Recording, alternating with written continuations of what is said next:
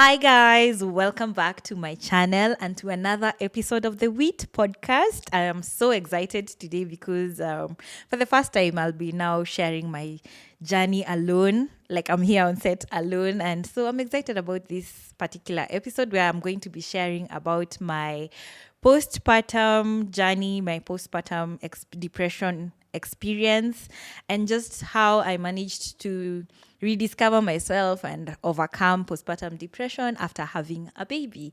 So, yeah, if you have not yet subscribed, if you've not yet followed my podcast, the Wheat Podcast, this is your time. Just press the follow button or the subscribe button and share this podcast with or episode, with anyone who would enjoy it. So let's dive right into it.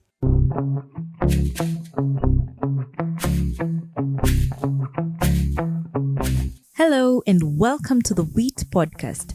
My name is Margie, and through this podcast, I hope that we can delve deeper into issues and have holistic conversations on situations and things that you'd normally ponder about and ask, what is that?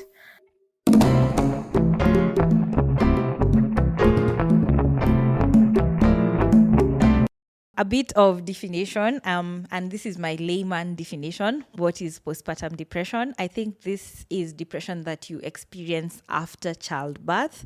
And upon extensive research, I also realized and acknowledged that it is also caused by a shift in hormones right after birth. Hormones can shift, like can really drop estrogen and progesterone, and I think another hormone produced by the thyroid gland. So you might find that your body is experiencing a huge change, and this can affect your moods.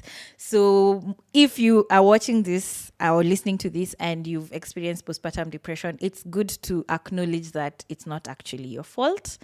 These are just things that are happening, and sometimes you seek to, find out, is it my fault? Why am I feeling like this? It's really not your fault. And if it's extreme, you should definitely see someone. So once I gave birth, just a little bit of history, my pregnancy journey was not the easiest, right from having a miscarriage before, then getting pregnant again. My pregnancy journey was filled with a lot of anxiety.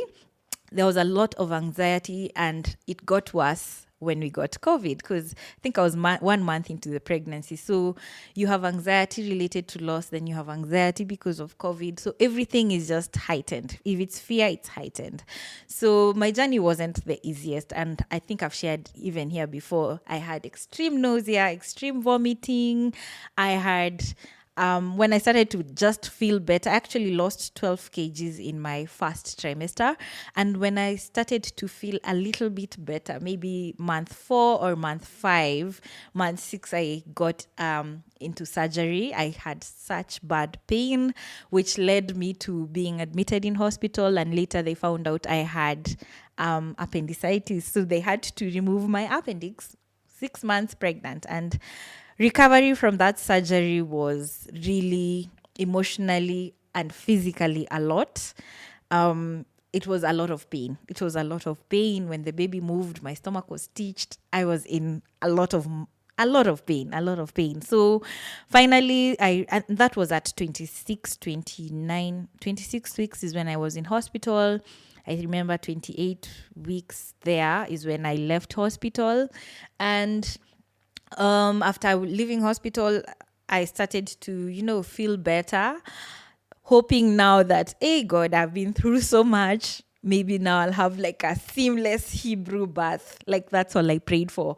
A very pain-free labor and everything. And if you've watched my labor and delivery story, that is not close to anything that I went through. I labored for 10 hours and only ended up in a C-section. I'd direct you guys to watch my labor and delivery story. So my journey in pregnancy was not the easiest. And just recently, after having switched gyners and found like a good gyna, I realized she informed me that when you've had a traumatic pregnancy, you are most likely prone to get postpartum depression, because throughout your body is just keen on survival through pregnancy. You want this baby to just come out safely.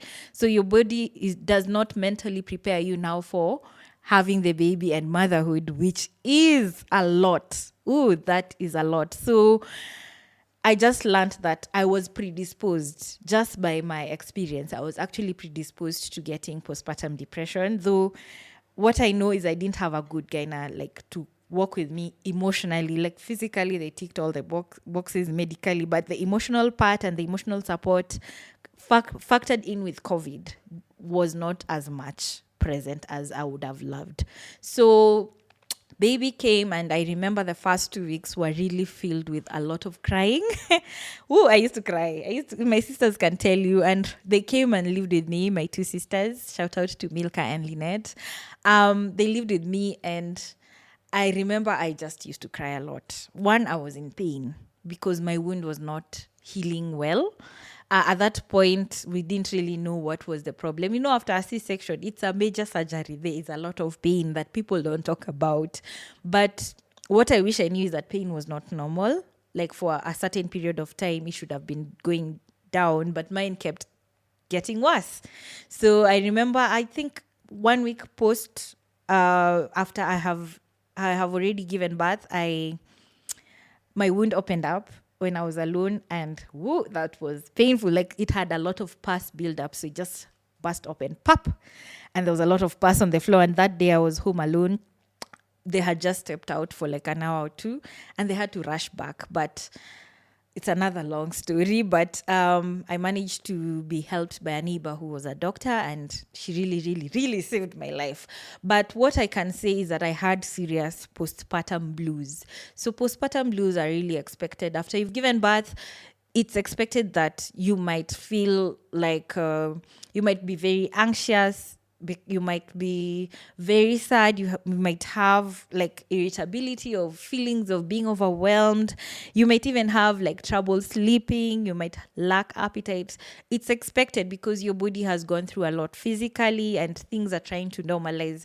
So I did experience postpartum blues, and for 2 weeks, I kept crying on and off. But I really thank my sister who was there, and she'd tell me, let's go for a walk. And then I really had trouble sleeping. Like you want to sleep, the baby's awake. The baby's awake, you can't sleep. Like it was a lot. So after that, I think I normalized and I was okay. Like I think I got a good nanny to help me with the journey of motherhood, to support me like in the house chores and everything. My nanny's journey has been another one. I have a video on the first year of motherhood and nannies in my first year of motherhood. You should check it out. It was not so easy, but I remember at month 2, I got a really good nanny.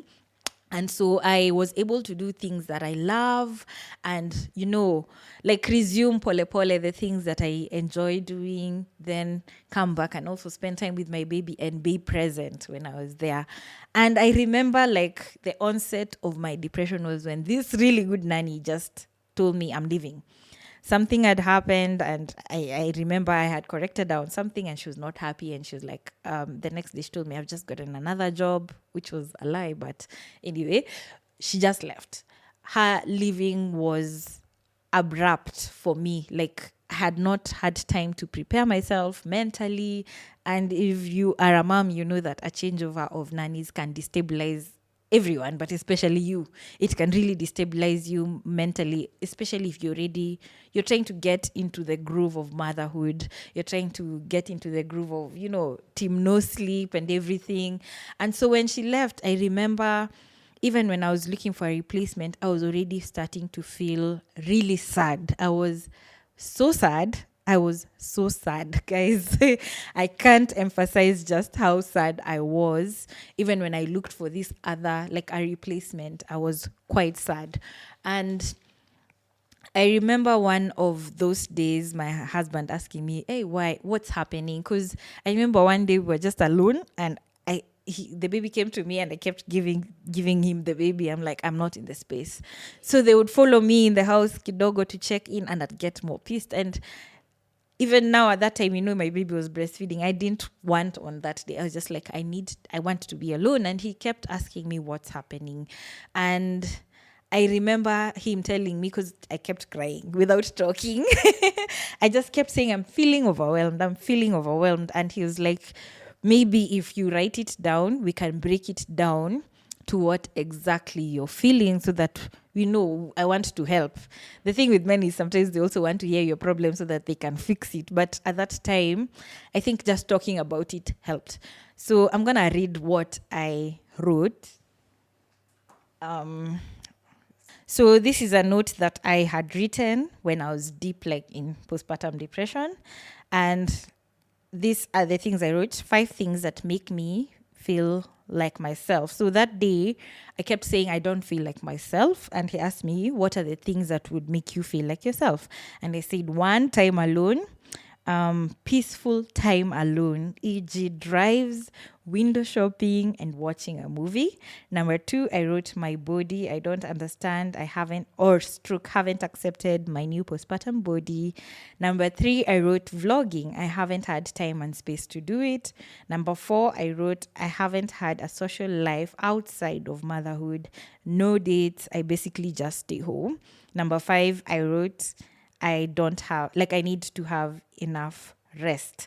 Then I remember I asked, how can we solve this? And then I wrote down there 1, I need to have a day of self-care, time alone for me to feel good and healthy about my body. I need to have my doctor's assessment and also eat healthy. I need to vlog. I need space to channel my creativity or work on my creativity. Number 4, I wrote I need to work on my social life. I need to see my friends, and also I need to have quality time with my husband. Number 5, I need to sleep well to have enough rest. So those are this paper like always reminds me of where I have come from, because it's from writing all these things, not really immediately, but from writing them down, it was very clear that I was depressed. And just reading about some of the signs of postpartum depression is insomnia, you have difficulty bonding with your baby, you withdrawing from family, you have less interest in activities that you used to love, you fear that you aren't a good mom, you feel hopeless, restless, anxiety, and you have thought of harming self and baby, and sometimes you think of death. It was deep, guys. I was deep in the trenches, and all these symptoms I have read, I had most of them. Like I didn't go for family gatherings at some point. I had difficulty sometimes just being around the baby. I had serious insomnia. Oh God, I had serious insomnia. Even when the baby slept, I couldn't just shut down. And then I was not engaged in the activities that I loved doing. And most of it was just creating content. It's something I really love and cherish. And I wasn't even doing it. I was feeling very hopeless, restless, anxious. And at some point, I actually thought of, like, if I just fall down these stairs, see, everything will be over and it will be okay. And yeah, so I remember Googling, do I have postpartum depression, and reading the symptoms. And I used to match the symptoms, and I was like, no, let me check another site. I read again, I'm like, oh my God, I have like 80%. So it took a while to just agree that I'm not okay. That's the first thing. It took a while, and I had a lot of rage. Woo, my husband can tell you, like, you would sneeze in my presence and you'd be annoying me. So a lot of women go through these things. You blame yourself and then you feel like guilty for even feeling these things. But I'm here to just share my story to tell you that it's absolutely normal.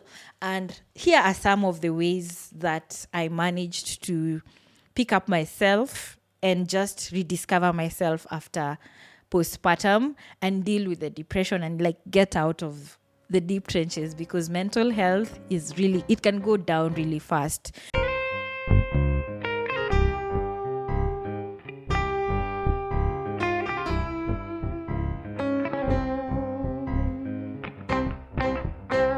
So number 1, I remember as soon as I realized I'm not okay, I went for therapy.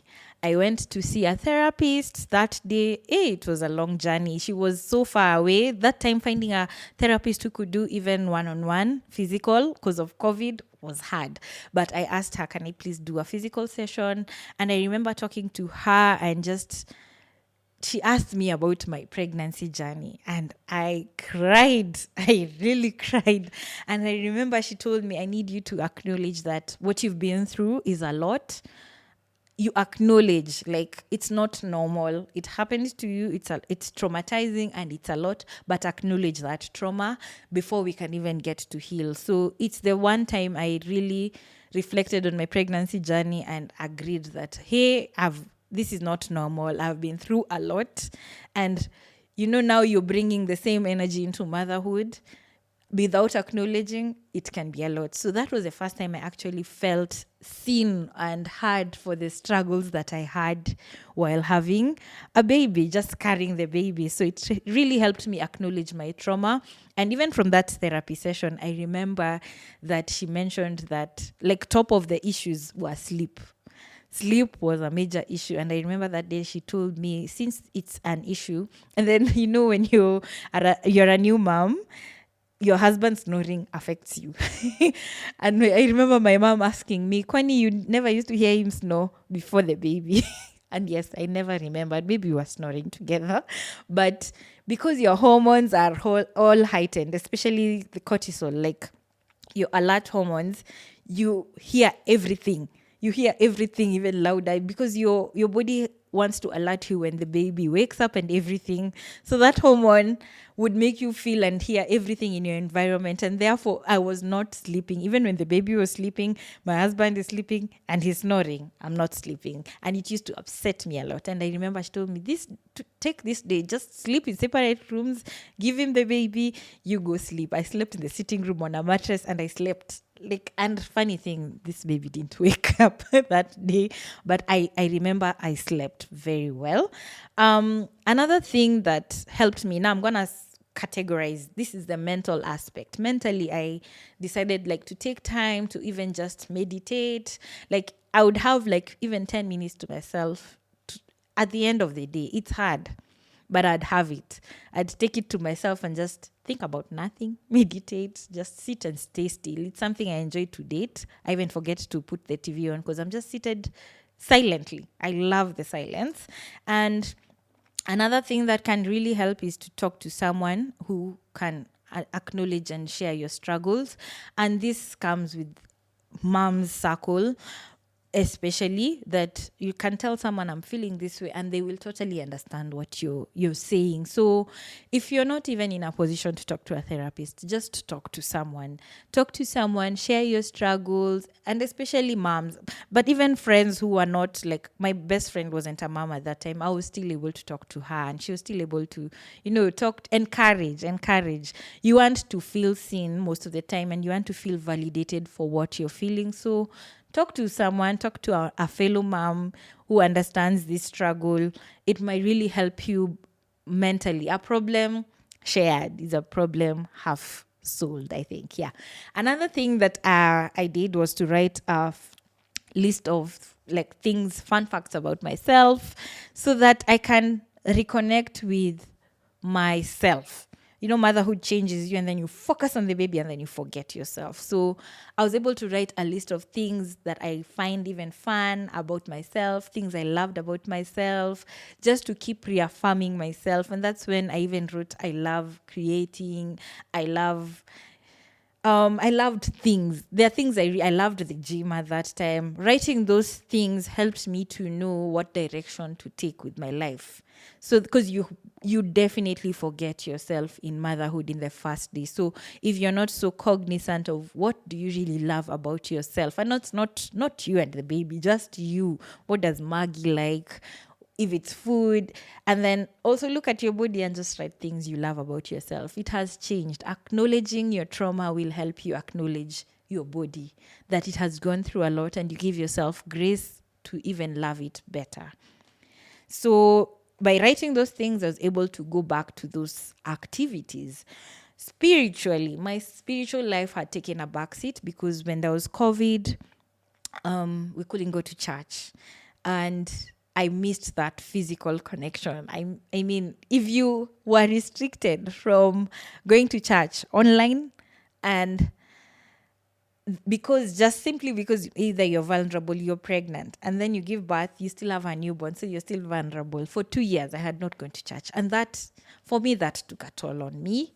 I really yearned for that physical connection with people, to just communion, like fellowship together. So I would say that I remember deciding with my child, I'll be going to church with you. Whether he makes noise, whether he settles, I was happy to be in that environment with him. Like, church meant a lot for me. I was able to pick one or two things. And even when I was just in that space, it really, really helped me. And another thing that I decided, because of course church can be very destructive with the little one, I would watch online sermons consistently. I watched a lot of Elevation Church sermons. I would watch a lot of Sarah Jakes. It helps you. I feel like connecting with God and just through his word is a way to refresh yourself, because we're all from God. So it really, really helped me. Joining a Bible study or an online, group that fellowships together. It's been a journey looking for a Bible study, but this year we've been on and off. But just having people you can share the word can really help. And it's not easy to get a Bible study, especially when you have a baby. To find a Bible study with a convenient time for your life can be a bit challenging. And I appreciate that there are spaces that allow for even online Bible study, because it makes it easy. But just being in that space can nourish you spiritually.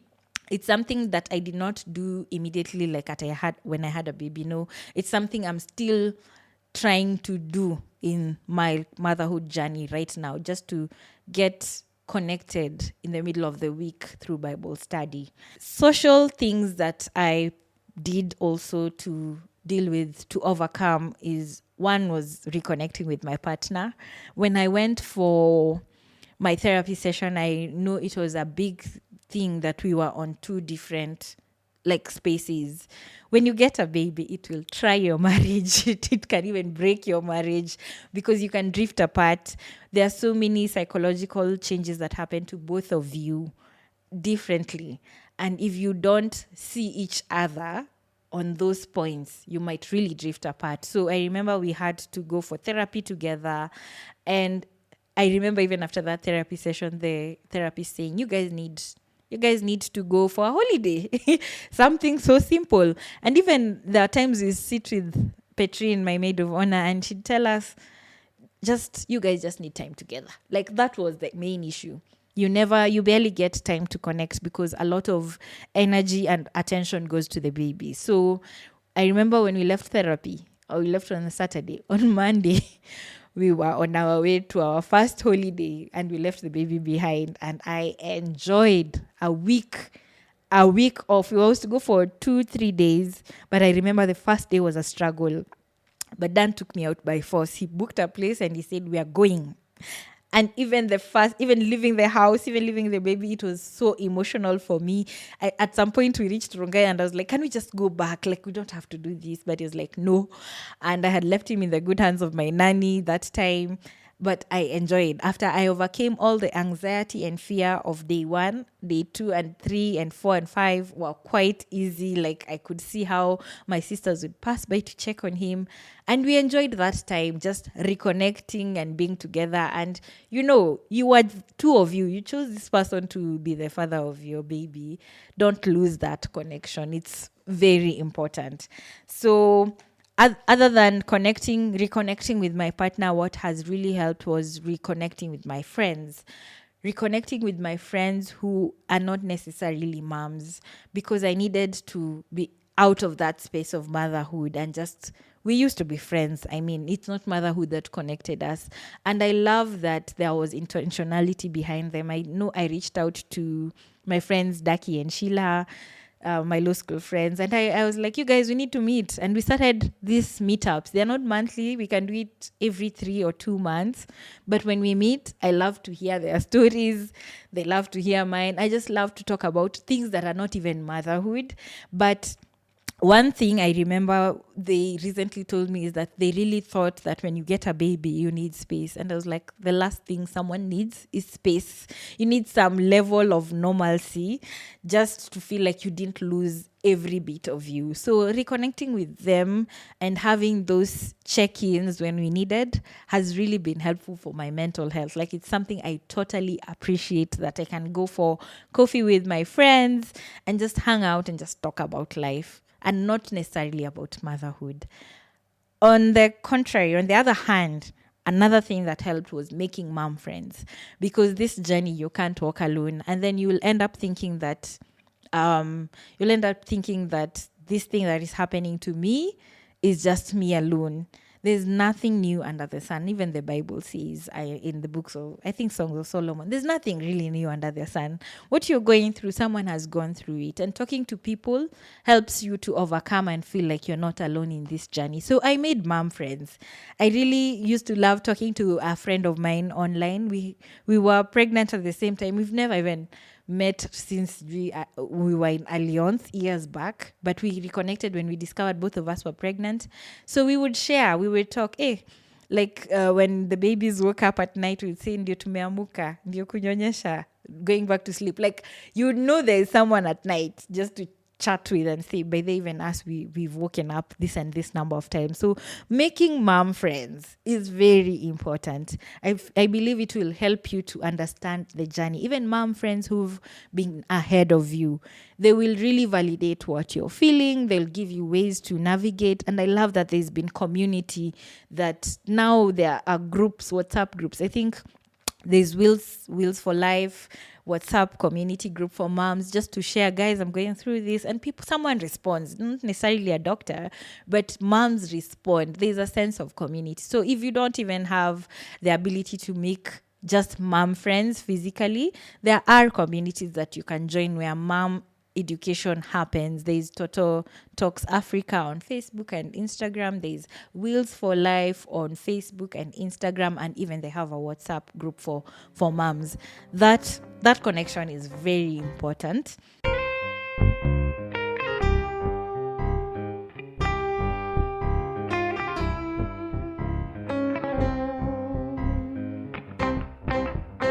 Another thing that I did for myself socially was to stop comparing my journey. You know, in the journey of social media, when you get pregnant, you follow pregnant moms, you follow people who have babies your age, just so that you can relate. What will free you from depriving your mental health is when you stop comparing your journey, your baby, your mothership to anyone else's, because your baby is unique to you. I'll give an example later on, which brings me, like, when we talk on the points that helped me mentally, top of it is usually sleep. I sleep trained my baby between the month 9 and 10. I made the decision to sleep train my baby without consulting anyone online. Now, what made me not sleep train my baby in the first 9 months, I will be honest with you, was because I was online just comparing my journey, whether to sleep train or not. When my child was born, my sister encouraged me to get into a healthy sleep routine where you teach the baby the difference between day and night, where you come up with an evening routine. And that really, really helped. So my baby knew the difference between day and night. But in the process, and that's now between month 3 onwards, I didn't really teach my baby to sleep independently. He was quite dependent on either being rocked or being breastfed to sleep. Like, he had those associations. And even when I moved from breastfeeding, I moved to the bottle.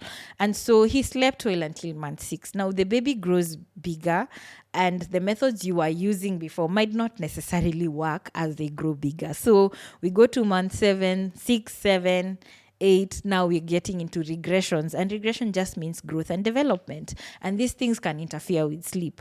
So if you are rocking before your baby is now crawling and walking, you might be in the middle of rocking and they want to take off. Like, those methods are not sustainable in the long run. So for my boy running, he was very associated with either being breastfed or being rocked to sleep.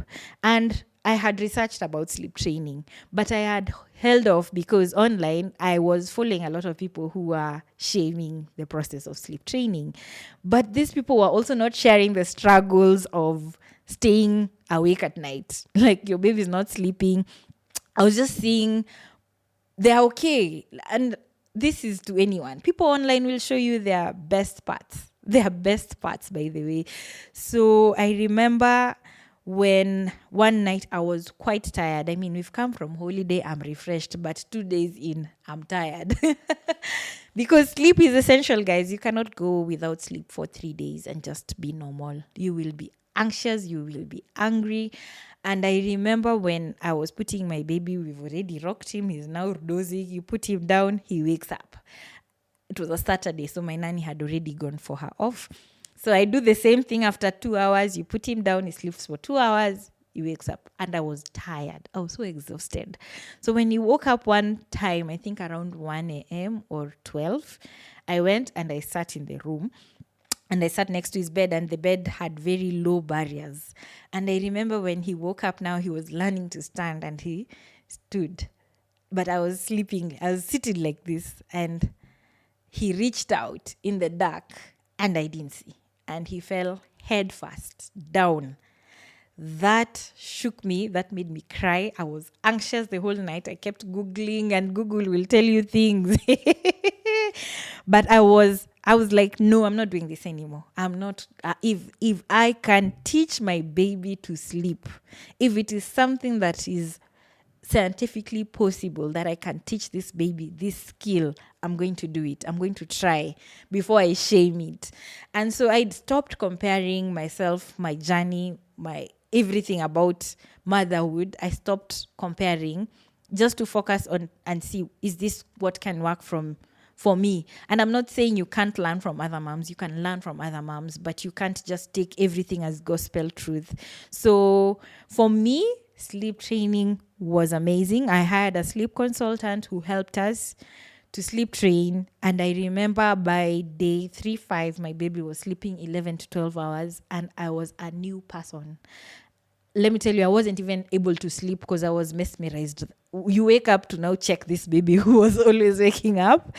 And it is the best decision I have ever made in my motherhood journey because it made me present.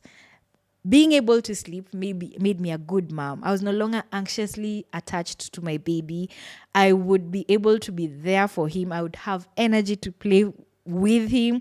And what we don't even know is sleep training does not only lack of sleep does not only make the mom tired, it makes the babies tired. If you're tired, imagine how tired your baby is. So while you would say your baby was fussy earlier on, likes to cry, after sleep training, I had a happy boy who was always excited to wake up and just spend time with his parents. I mean, it's the best decision I ever made in my motherhood journey. And I remember even after we finished, I decided, let me go and study about sleep. And I did online courses. I have attended masterclasses on sleep online. I learned about sleep science in babies. And I even took it upon myself to help a couple of people in my circle who had young babies. I've sleep trained my best friend's baby. I've sleep trained as we speak. I just finished a program for a certain baby that I was working with. And it's been amazing. For me, there's no joy like having moms regaining themselves. It's been amazing for me, honestly, and it's something I constantly talk about on my platform because lack of sleep is not something to joke with. Women can go crazy. We go crazy, angry, everything. You can misdirect your frustrations to people, to your spouse, to your baby.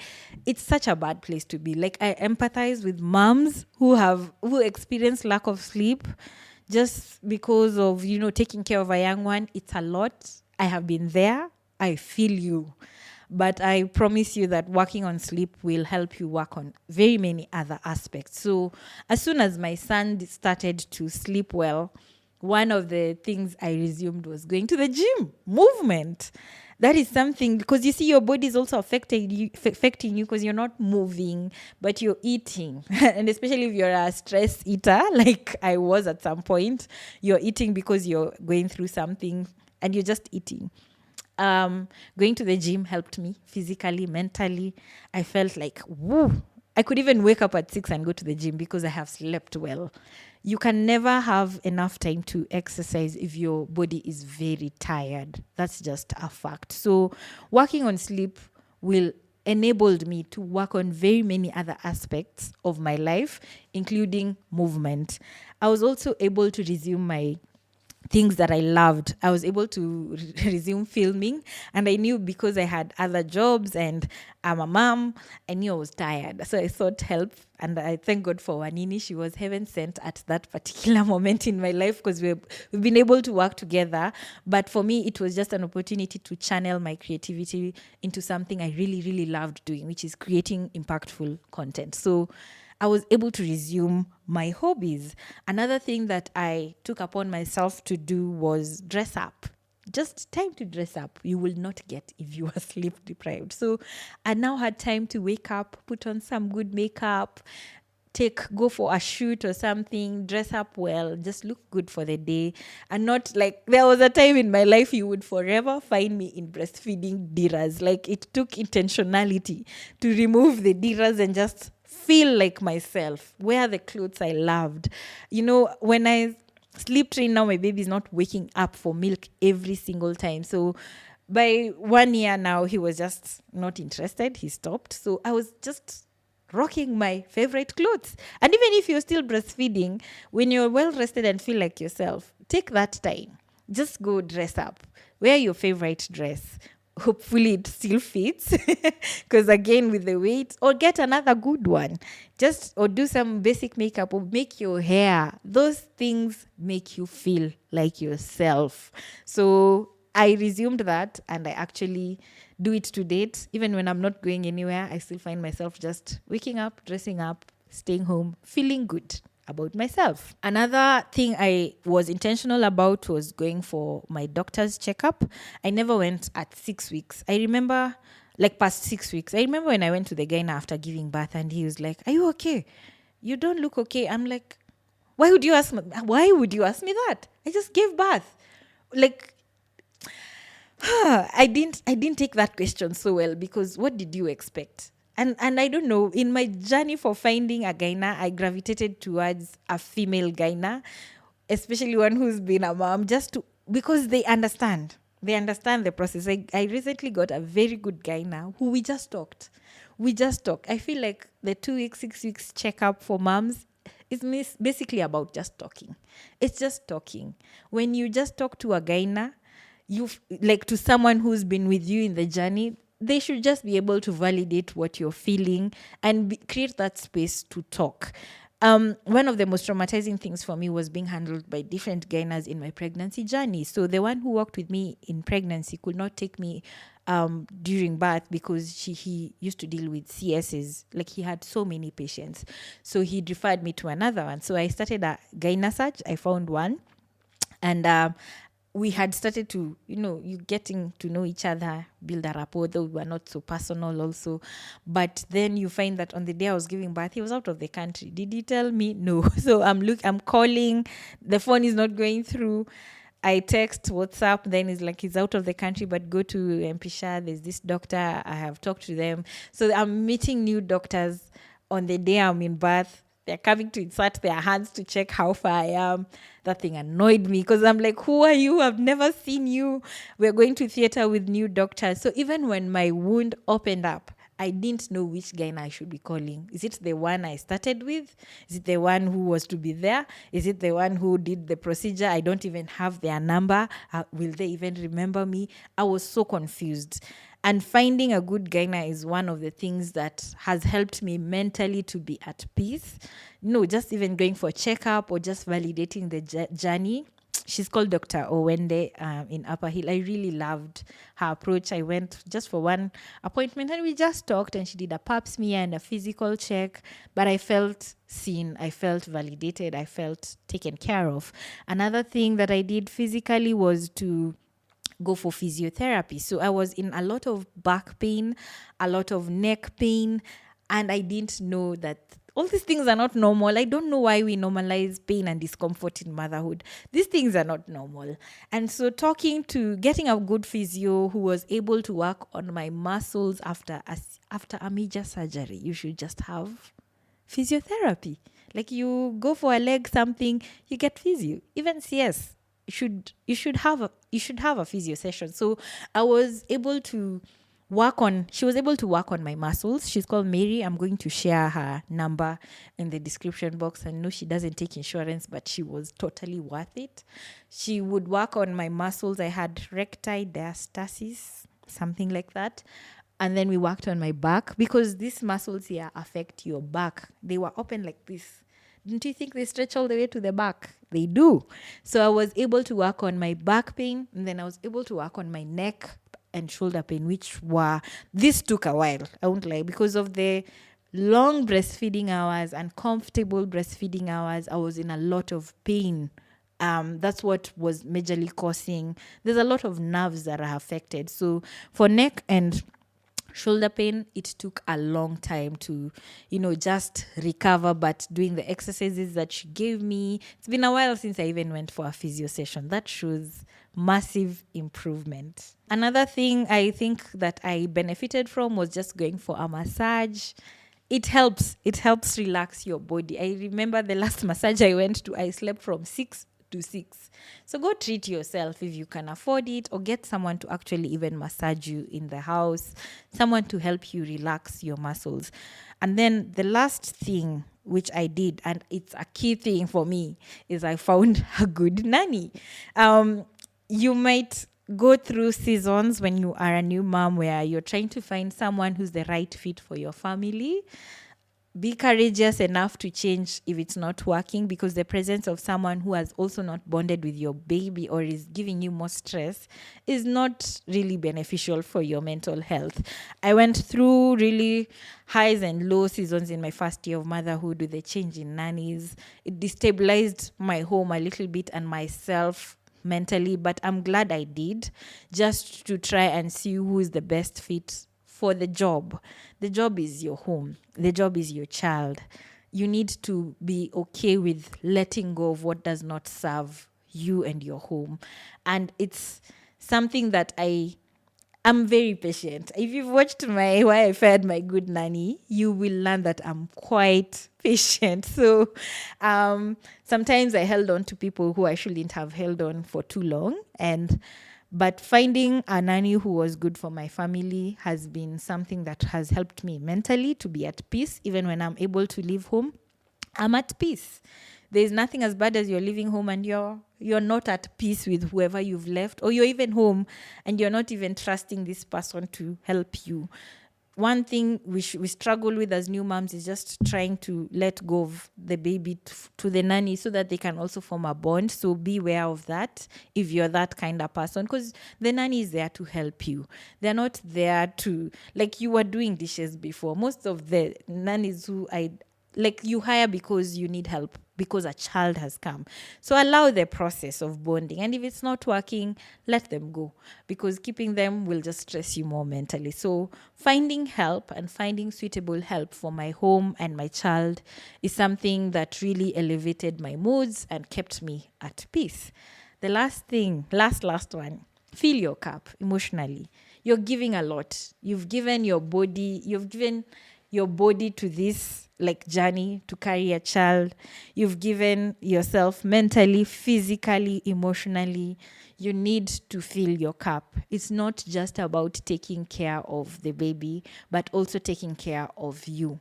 You can't pour from an empty cup. And that's something I tell moms: take a walk, go away for a day, during the day, go to the mall, take a walk, do something that will fill your cup. You cannot pour from an empty cup. And those are just in summary or in a long version, those are the things that really helped me to rediscover myself postpartum, to overcome the depression that comes after childbirth.